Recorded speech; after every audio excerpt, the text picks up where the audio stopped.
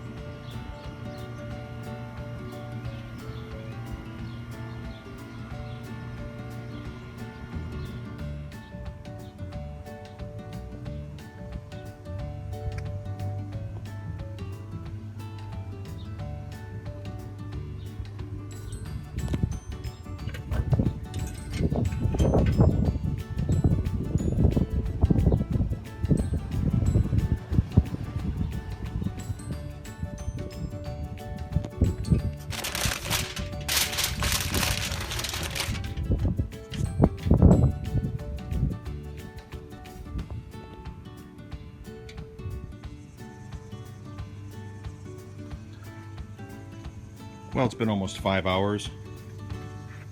The internal temperature of the pork shoulder, the Boston roast, has stalled at 153 degrees. It's been right around there for the last hour.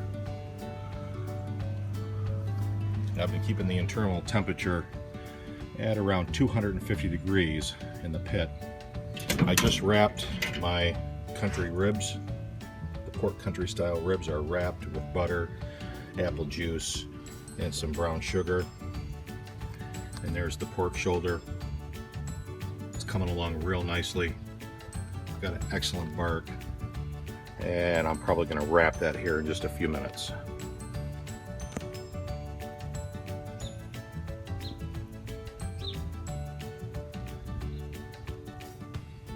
Okay, so we're at the 5-hour mark. I've stalled at 153 degrees. And it is time to wrap.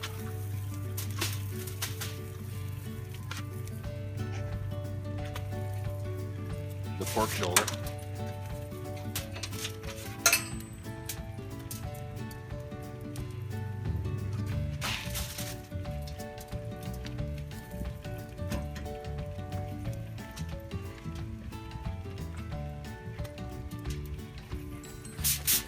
Add just a little bit of apple juice, some apple juice cider.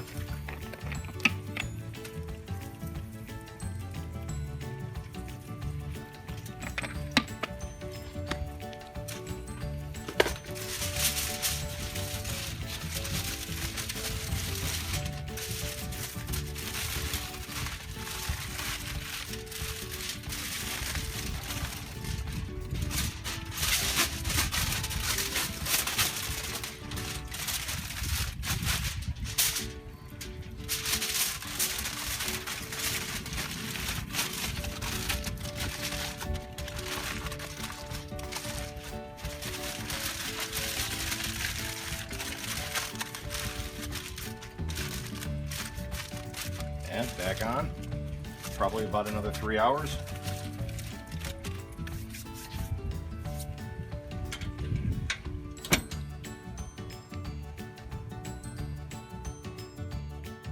Okay, so it's been 8 hours and I've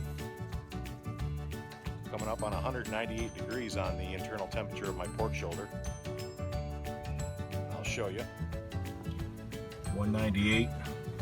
And I've kept the internal temperature of the pit pretty constant at around 250 to 275 degrees. I've coasted the last probably hour and a half on some lump charcoal and a few briquettes of Kingsford, but mostly lump charcoal. So we're going to pull this pork shoulder off and we're going to let it rest for about a half hour. Okay, so 8 hours on the smoker. Let's take a look and see what we got here.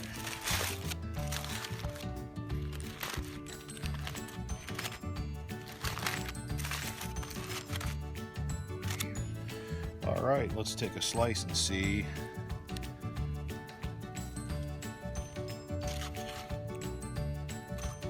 There it is, folks.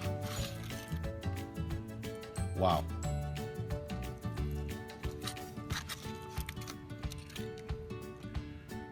I did a pork shoulder twice before, and I don't think it came out this well.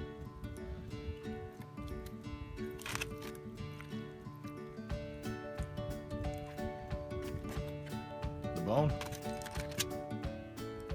Okay, so I'm going to trim this up and we're going to pull it, and we'll be back in a moment.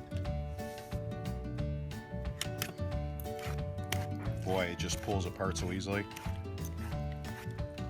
This is hard to do without eating it. There's not going to be much left by the time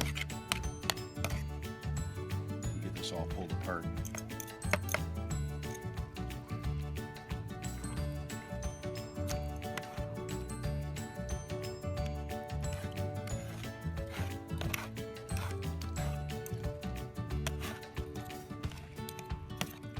Look at that smoke ring. Fantastic. Boy, it's just falling apart.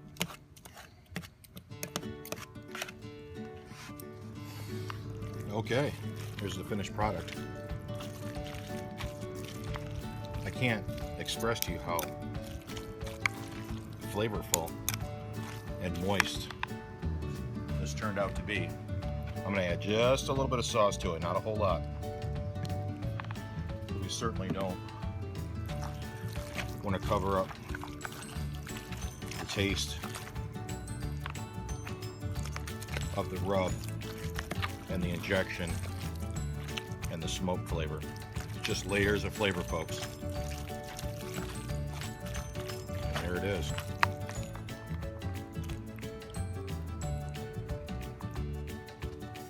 Okay, folks, so there you have it. There's the pulled pork. It's amazing. I'm very happy with it. I won't change a thing when it comes to this recipe and the procedures I used to make this. And there's the final product. A little coleslaw, a little pasta salad, pulled pork, and I do have the pork ribs in the house.